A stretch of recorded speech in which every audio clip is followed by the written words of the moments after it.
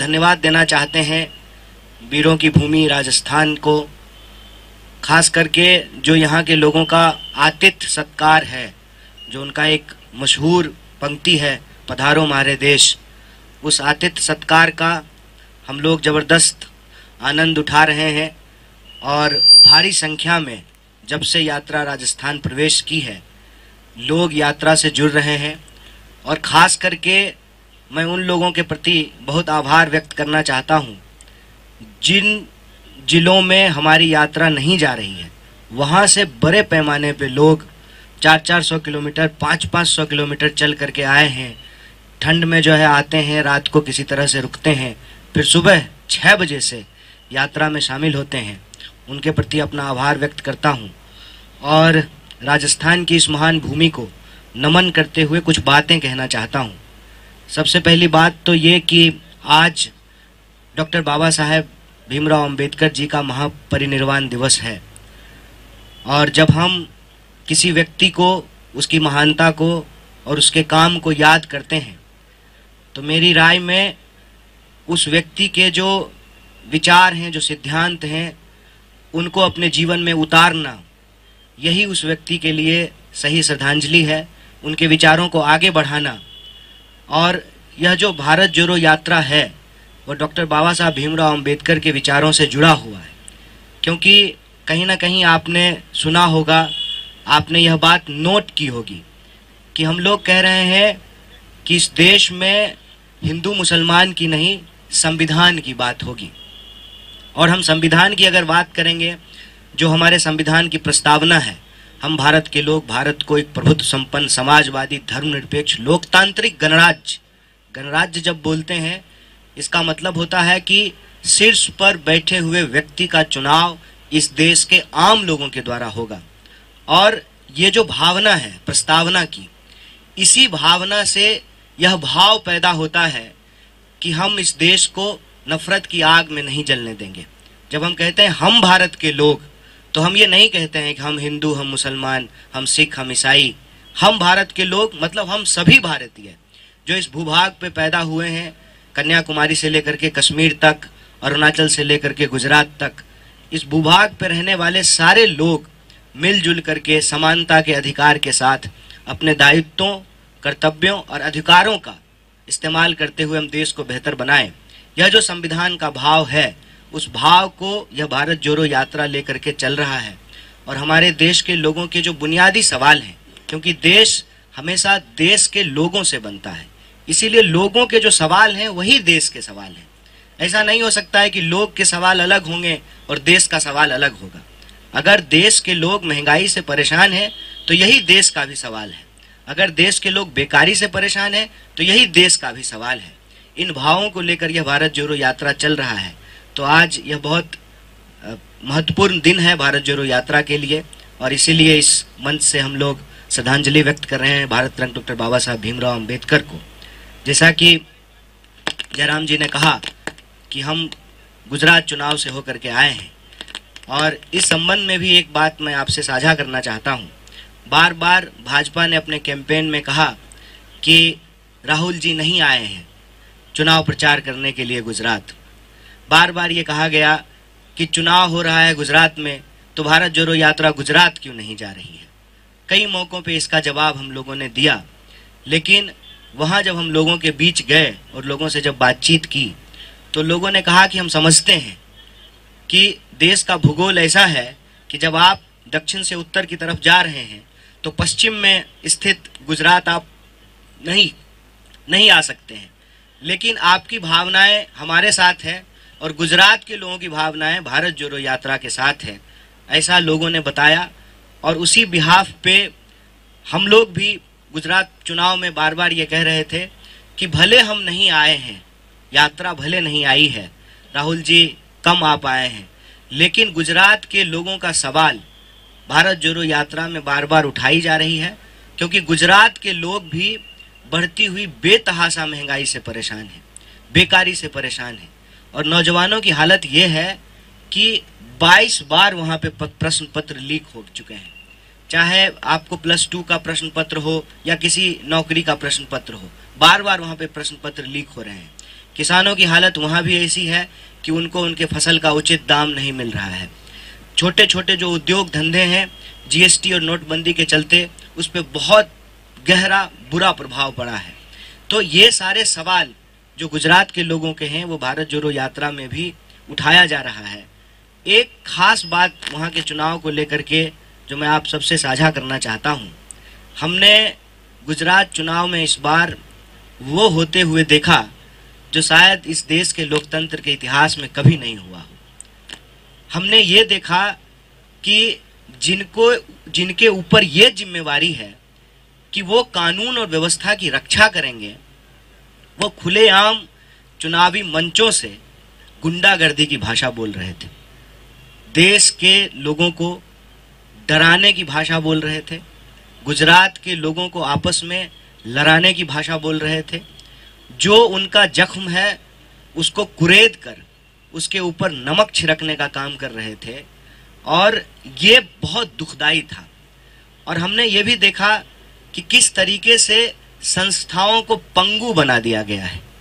आप देखिए, मैं एक उदाहरण आपको देता हूँ कि जब भारत जोड़ो यात्रा में बच्चे आ रहे हैं, जुड़ रहे हैं, तो हमारे खिलाफ कंप्लेन किया गया। और आप गुजरात चुनाव को जब ध्यान से देखेंगे, प्रधानमंत्री स्वयं बैठ करके एक बच्चे से जो है चुनाव प्रचार करवा रहे थे। और मैंने अपनी आंखों से अहमदाबाद में रोड शो देखा माननीय प्रधानमंत्री जी का। उस रोड शो में स्कूल के बच्चे स्कूल का ड्रेस पहने हुए हैं, उसके साथ जो है उनके शिक्षक भी खड़े हैं। उनको ये कहा गया कि आपको भीड़ जुटाना है, आपको भीड़ लेकर के आनी है। तो ये जो दोहरा रवैया है कि हमारे कार्यक्रम में बच्चों के माँ बाप अपने बच्चों को लेकर के आ रहे हैं, तब आप हमसे सवाल पूछ रहे हैं, हमारे खिलाफ कंप्लेन कर रहे हैं, और चुनाव प्रचार के दौरान खुलेआम जो लोग सत्ता पे बैठे हुए हैं उनके द्वारा बच्चों का इस्तेमाल किया जा रहा है, उस पर कोई कार्रवाई नहीं हो रही है। और जहाँ तक भाषा का सवाल है, बात का बतंगड़ बनाया गया हमारे अध्यक्ष जी की जो है बातों का। और आप भाजपा नेताओं की भाषा देखिए कि किस तरह का भाषा का इस्तेमाल किया गया। जब आप कहते हैं कि सबक सिखा देंगे, हमने सबक सिखा दिया, अब जो है कोई कर्फ्यू नहीं होता है, ये अपने आप में एक बहुत दुखद और चिंताजनक स्थिति है। अगर इस तरह से ही संस्थाएं काम करती रही तो ये देश के लिए एक गंभीर सवाल है कि हम लोकतंत्र को आगे कैसे लेकर के जाएंगे। क्योंकि लोकतंत्र को बचाने वाली जो संस्थाएं हैं वो इस तरीके से अगर काम करेगी तो फिर क्या होगा। आप देखिए, या तो आप ये नियम ही बना दीजिए कि चुनाव जिस दिन हो रहा है उस दिन भी प्रचार होगा, अन्यथा प्रधानमंत्री वोटिंग के दिन उनके जो है रोड शो में झंडे लेकर के लोग चल रहे हैं और वो जानबूझ करके रोड शो निकालते हैं ताकि मतदाताओं के मस्तिष्क पे जो है एक असर डाला जा सके। चुनाव प्रचार का एक तरीका बन गया है और इस पर जो है इसी कोई कार्रवाई नहीं करती है। और ये जो प्रक्रिया से संबंधित बातें मैं आपको बता रहा हूँ, उससे ज़्यादा चिंताजनक हालत ये है कि जब आम लोगों से बात कर रहे थे तो उन्होंने कहा कि हम बहुत खुश हैं कि इस देश में एक भारत जोड़ो यात्रा चल रही है जिसमें हमारे सवाल उठाए जा रहे हैं, रोजी रोटी, कपड़ा, मकान, शिक्षा, स्वास्थ्य, सड़क, बिजली, पानी के मुद्दे उठाए जा रहे हैं। भारत जोड़ो यात्रा में हम बार बार कह रहे हैं कि नफरत अगर फैलेगी, गुस्सा फैलेगा तो लोगों के जो असली सवाल हैं वो गुमराह हो जाएंगे और लोगों का असली सवाल है महंगाई और बेरोजगारी। उसी तरह से वहाँ के लोगों ने भी बताया कि देखिए, हमारे राज्य में चुनाव हो रहा है और हमारे मुद्दों पर चर्चा ही नहीं हो रही है। कुपोषण के मामले में गुजरात की स्थिति अच्छी नहीं है और दुखद स्थिति यह है कि जिनका खुद का परफॉर्मेंस अच्छा नहीं है उन चीफ मिनिस्टर्स को गुजरात बुलाया गया है कि आप आकर के हमारे यहाँ कैंपेन कीजिए। आप ये बताइए कि अगर 27 साल में भाजपा ने वहाँ विकास किया है तो वो विकास दिखा करके क्यों नहीं वोट मांग रहे हैं। 50 से ज्यादा जो है एमएलए के टिकट काटे गए, इसका मतलब वो लोग ठीक से काम नहीं कर रहे थे। अगर ठीक से काम कर रहे थे तो फिर उनका टिकट क्यों काटा गया। चीफ मिनिस्टर्स ऐसे बदले जा रहे हैं जैसे कपड़े बदले जाते हैं। ये जो स्थिति थी उस पे लोगों ने गहरी चिंता व्यक्त की है। परिणाम कल परसों में आ जाएगा।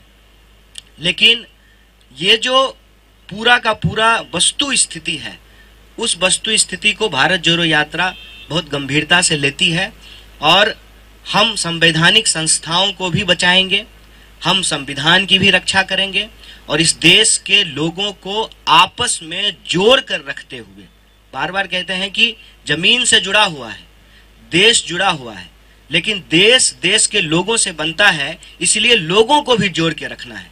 उनकी पहचान के आधार पर उनके साथ कोई भेदभाव नहीं होगा।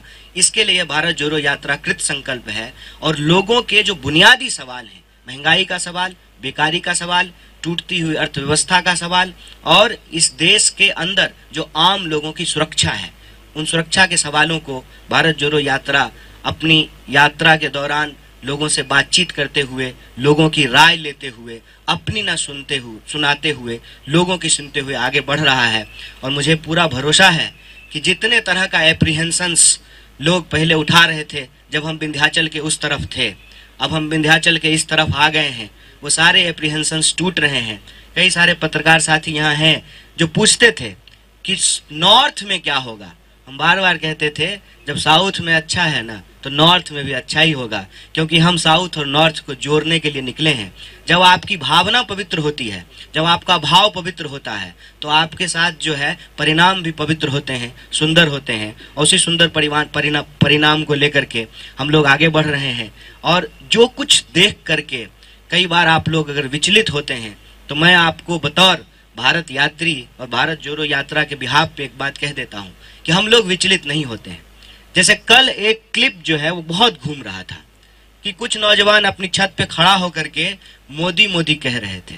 हम बिल्कुल चिंतित नहीं हैं, हम स्वागत करते हैं उनका, वो कहें, क्योंकि हम जानते हैं वह दिन दूर नहीं है कि वो मोदी मोदी नहीं, महंगाई महंगाई चिल्लाएंगे।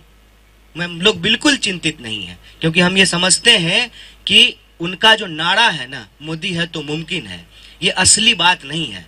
असली बात ये है कि मोदी है तो महंगाई है। ये बात वो बोलेंगे, मोदी मोदी की जगह जो है वो महंगाई महंगाई चिल्लाएंगे। हमको इस बात का भरोसा है। और देश अपने सवालों को बहुत देर तक भुला के नहीं रख सकता है। और देश का सवाल रोजी रोटी का सवाल है, कपड़ा मकान का सवाल है। उन सवालों को लेकर के हम चल रहे हैं और हमारा यह संकल्प है कि हर हाल में हम देश को जोड़ करके रखेंगे, किसी भी स्थिति में जो है देश को बंटने नहीं देंगे।